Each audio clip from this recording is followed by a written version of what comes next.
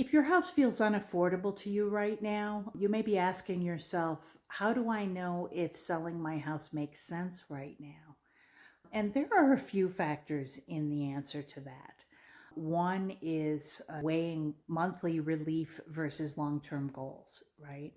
If every month that you're living in your house, you're adding to your credit card balances, for instance, and you're not able to do any retirement savings, and that's a long-term impact on your financial health that you really need to weigh and may not feel as urgent in the moment as it could be when you take a look at the long-term impacts of those decisions.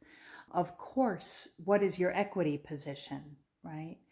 If you bought your house using a low down payment program in the past few years, you may not be in a very good equity position because we've seen in Colorado really sluggish appreciation.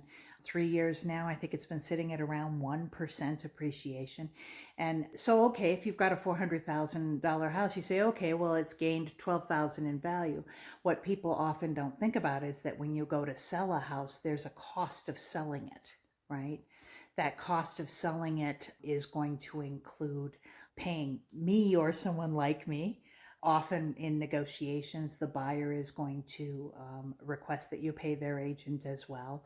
That's been the norm in the market for years. And sometimes just in practical terms, the only way that it's feasible for a buyer, because that's a big expense. And then there's also the expense of whatever repairs or negotiations are going to happen associated with the inspection. And we've all gotten used to, for the past 20 years, on a situation where it was such a hot seller's market that the seller could sell it as is and say, hey, you're buying whatever problems there are with this house because I got another 6 offers right behind you that are willing to do so if you're not.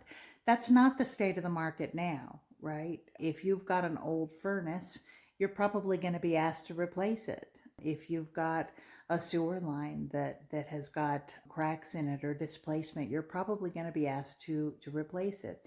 So if you are in a low equity position and you're being asked to update some major systems as a part of the sale, and it's only gained 12,000 in value since you bought it, you can see how those numbers don't add up, right? So looking at the equity position, looking at the current market conditions, what would it take to sell the property right now?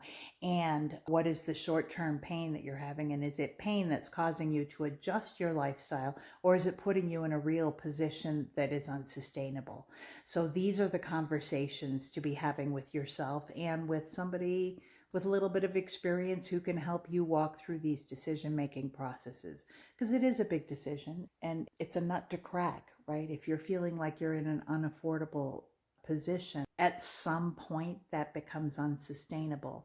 And the sooner you start really thinking through your options, the more options you have.